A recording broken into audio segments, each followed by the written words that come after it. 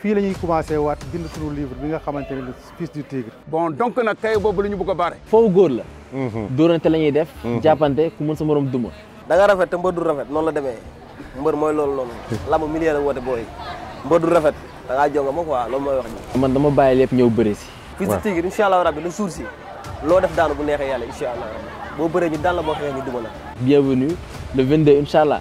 lu mu mun rek na dem.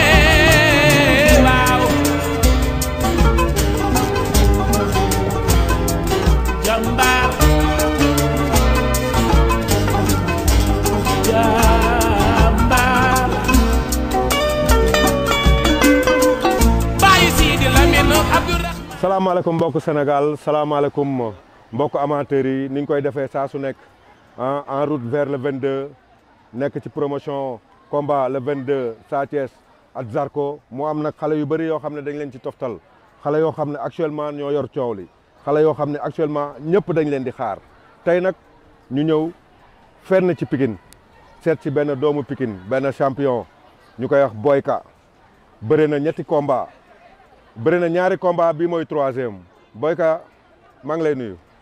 auzubillahi mina seytaani rajiim gannaaw ba ñu sant yàlla julli si yonent bi di gërëm seen ñaari waajur di ñaanal sama papa fu mu tëdd yàlla na ko yàlla xaare àjjana. amiin yaa rabbi yàlla rëcc lu mu ko doon demee ci barke Seydina. amiin yàlla na ko yàlla xaare àjjana. amiin waxal ci kaw. di nuyu waa Pikine yëpp. di nuyu Balla ñu ngi lay nuyu di nuyu sama waa équipe bi yëpp di leen nuyu leen gërëm.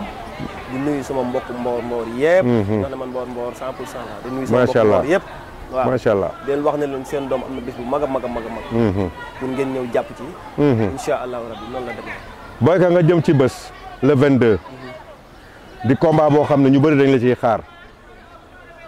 ñu bëri nag nee nañ xamuñu Boyka mais Boyka ñi ma dégg ñu wax ñëpp nee nañ Boyka mbër la boo xam ne ci génération am daanaka kenn mënu ko ci. kan mooy Boyka tey boo ñu doon wax Boyka.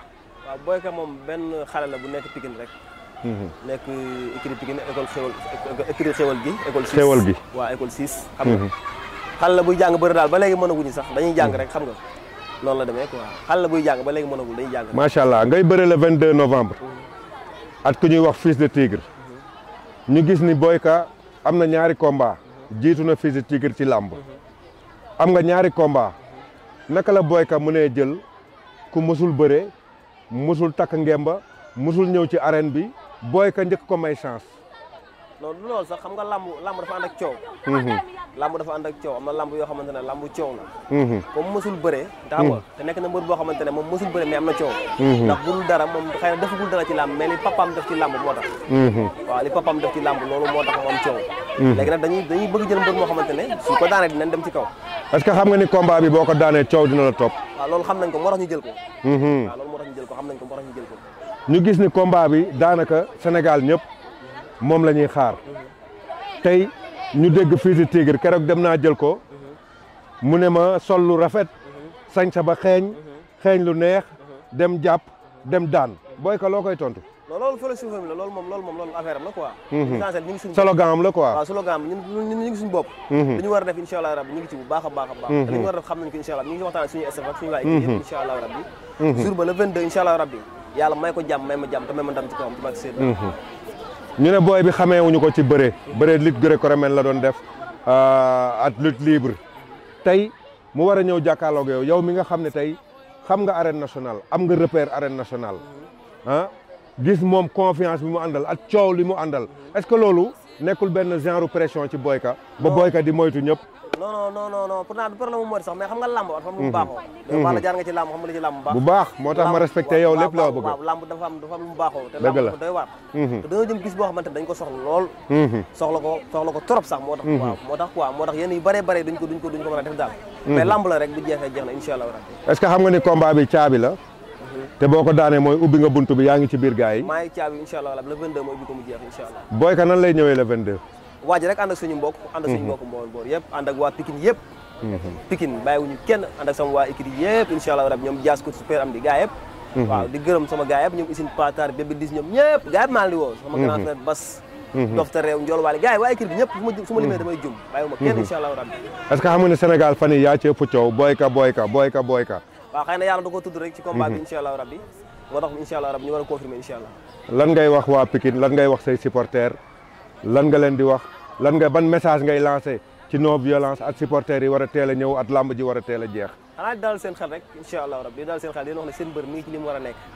incha allah rabbi jour ba nañ ñëw rek di woo Pikine yëpp. di woo Mbour bàyyiwuma kenn Pikine yëpp incha allah rabbi xam nga di woo Pikine yëpp di woo ñi nga xamante ne ñoom ay jàppale tamit xam nga mënuñu citer tur comme émission bi kii noonu mënuñu citer yenn tur yi quoi. combat bi xeex la wala bëre. lu mu laaj ak ñu def ko incha allah ñu ngi lépp. pare nga ci xeex pare nga ci bëre. ñu ngi lépp incha allah rabbi. kon daal Boyka à 100% pare na. incha allah rabbi lu mu looy tàggoo. waaw di sant bu baax a baax di leen gërëm yéen ñi xam nga li ñëwul déplacé wu. xam nga déplacé wu ñëw ba sama équipe xam nga di ma laaj. ñëwul loo xamante ne lu yomb la daal. su leen neexoon mën na demee noonu mais xam nga. comme ñëw ngeen ci jàmm ak salaam xam nga di leen dalal rek xam nga mooy loolu incha allah di ñaan yàlla mi nga xam mooy war ndam daal yàlla ma ñu dem la suuf si incha allah. macha allah kooku moo nekkoon Boyka nii lañ koy defee saa su nekk en route vers le 22 vraiment Boyka Sénégal ñëpp di ko xaar mu nekk benn champion war a bëreeg benn xale boo xam ne mi ngi door a nuyoo ci làmb ñëpp di ko xaar muy Fils de Tigre ñu dégg ko Fils de Tigre mu naan sañ sa ba rafet xeeñ lu neex dem jàpp daan tey loolu laa bëgg Boyka tontu ma ci loo bëgg yow lan ngay def Fils de Tigre Boyka. Fils de Tigre incha allah di ko ñaanal wér di ñaanal sama bopp wér jour si. incha allah rabbi moom Fils de Tigre lu mu def dina daanu bu neexee yàlla. Fils de Tigre incha allah rabbi le jour si loo def daanu bu neexee yàlla incha allah rabbi boo bëree ñu daan la boo xeexee ñu duma la bu neexee yàlla incha allah le 22 noonu la demee incha allah. loolu la Boyka tontu Fils de Tigre kon le 22 gars yi du yomb da ngeen teel a ñëw teel a dagg ticket yi ndax stade bi day teel a fees ku yéex doo ñàkk non à la violence fair play total di woo ñëpp dans l'ensemble des lutteurs et les supporters ñu ñëw sañ sa ba rafet vraiment jàppale seen mbër Boyka muy Zarko muy Fils de Tigre ñu ñëw sans violence parce que lamb affaire noble la lamb noble yee koy seetaan kon noble buy seetaan dara du ci bëgg violence kon tey ñu ngi wax non à la violence. coach ñu lay ziar vraiment ñëw fekk ngeen laalante yéen ñaar.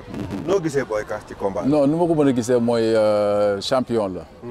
te lu ma gën a neex ci moom mooy xam na lu fu mu jëm te xam na lu mu bëgg. mënuñu woon a wax sax ba pare te duñu mën a gërëm suñu kilifa gi di am di faal.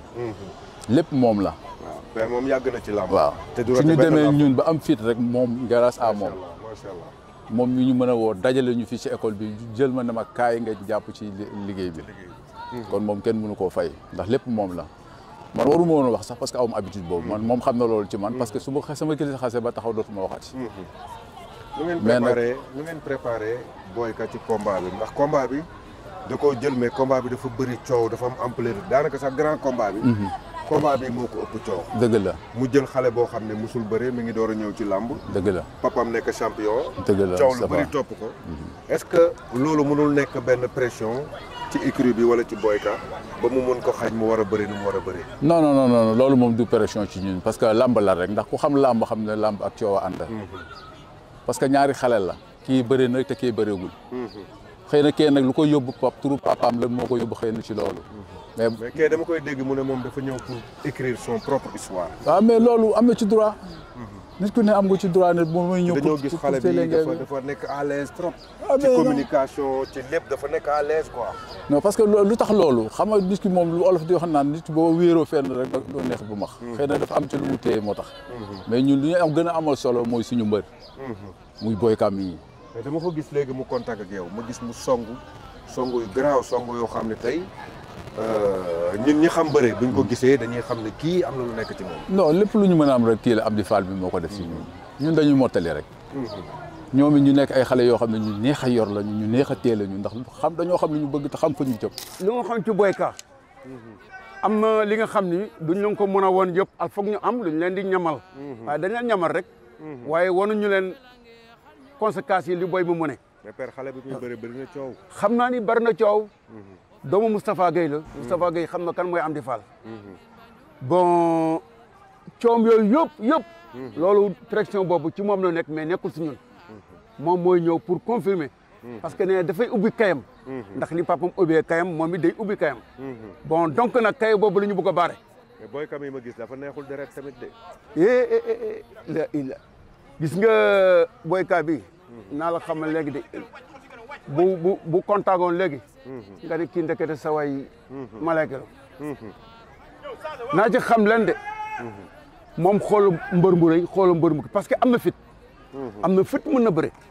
waaw man li ma jot a gis nii xam naa ni ndaanaanu bëre. am na fit mën na bëre. ma dégg xale bi ci biir waxam mu ne Fass bu bees Tigre bu bees. waaw am na ci droit. parce que ñoom dañu bëgg Fass bu bees bu ñëw. parce que def na 8 ans. France. di def ligue coromel. di jàng yeneen xeet yu bëre. yooyu yëpp déjà am nañ ko. dara mënuñu réer ci ay mbiram. parce que ñun booy bi li ko entraîneur bi di jàngal. yaakaar na ni bu arbitre ne fër. góob mu ni sax dina def une seconde. góob ma ko non non combat bi def une seconde. déedéet góob ma ko. waaw góob ma ko de. kon physique parce que am na waaw problème. non dina am problème. parce que gis naa ko nu muy dëree ko. loolu ñun duñ ko ci xaar. waaw. après rek lañ koy def booy ko offensif lay ñëwee. waaw offensif lay ñëwee. bu ñëwee offensif jeex na man xam naa ne moom fu mu ko téye jeex na. moom fu mu ko téye combat bi moom mooy jeex na. mais booy bee tiitoon si ligue gréco-romaine bu mu nekk. non tiituma ci. yow xam nga ni man nekkoon naa Ibamar. waaw xam naa ligue gréco-romaine xam na nan nga koy daane ak nan nga koy jàppee. dégg nga. bon boo xoolee doomu Kayre bi. loolu la doon def. mais dafa dem ba ci biir làmb ji mu réer ko. dëgg la li mu ko doon def ak léegi pour le moment mënut ko def ci biir làmb ji. dëgg la git ko ramel kit koy mën mooy boo koy jàngee nga bukki indi benn fant mu mën nga ci réer. mën nga def benn système waa ji teel a amateur la dootoo dem. kon donc loolu yëpp daal mu ngi ci sunu booy bi daal na xamel ni moom préparé nañ ko ak nuñ ko mën a pare. te yaakaar naa ni combat bi moom du yàgg comme ni mu la ko waxee nii du yàgg. la ko waxee kon bu doon dimanche pare ngeen. bu doon suba pare nañu. bu doon suba ñu takk suñu ngëm ba dem. jërëjëf père te xam naa ni 1 heure dinañu fekk incha allah. ci kii bi père. waaw bala Diouf yow rendez-vous incha allah le 22. jërëjëf incha allah jërëjëf. Boy Ka ci kii la topp yéen nag yéen a jël Fils du Tigre lan moo tax ngeen jël Fils du Tigre. waaw Fils du Tigre lamb moo. waneegul dara defagul dara ngeen jël ko. waaw mais loolu dara lamb moom yow Balla loolu dara. lamb moom yoolu ñun loolu min nañ ko. booy bi nee na day sañse ba rafet xeeñ lu neex ñëw jàpp leen daan leen. waaw loolu waxam la waxu mbër la. loolu moom duñ ci constat ñun xam nga ci lan la ñu focus. ci li ñu mooy suñu entraînement. def li ñu war a def ne ci leen ni mais quant à ay waxi boppam moom. ñun yooyu concerné moom. lan ngay wax Fils du Tigre le 22 lan moo koy xaar. lenn rek laa koy wax di ko ñaanal ci yàlla bàyyi ko ba booba. mu ñëw bëre ci. daanu dem yoonam. loolu daal nga gis. loolu dong laa ko bu xeexee ñu duma ko bëre ñu daan ko yooyu gars yi di wax naan ay wes la ak ay kii yooyu yëpp Balla ñun concerné wuñ. xam nga lu ñu concerné gaynde gi ñu yor xam nañ ko. le 22. Sénégal gépp dinañ ko tam dem. man de li ma gis fii li ma gis nii mu jot ko def rek man maa ngi commencé am pression. non lii sax Balla yéen dañ leen a ñamal rek. xam nga du leen mën lépp. waaw mais coow li bari na moom coow lu yor dañ koy nangu coowal papaam la. Mbadou loolu mënul ñàkk mënul day mel ne doomu Balla Gaye wala doomu Modou Lo. foo jaar dafay am coow. loolu moom la loolu mun ci dara mais kanta yi koy indi coow ak loolu moom man dama koy wax sax comme par rapport ak ñoom mii nii loolu mu leen koo bañal. lu papaam liggéey la mais quant à ñun ak moom. le 22 Sénégal gépp dinañ tam ngóor si dem. fii la ñuy commencé waat bind sunu livre bi nga xamante ne le fils du tigre. bon donc nag kay boobu la ñu bëgg a baare. foofu góor la. dóorante la ñuy def. jàppante ku mën sa morom duma. da nga rafet te mbër du rafet noonu la demee mbër mooy loolu noonu lamb millier la woote booy mbër du rafet da ngaa jonga ma quoi loolu mooy wax ji. man dama bàyyi lépp ñëw bëri si. fils du tigre incha allah rabbi le jour si loo def daanu bu neexee yàlla incha allah rabbi boo bëree ñu daan la boo xeexee ñu duma la. bienvenue le 22 incha allah. lu mu mën rek na def.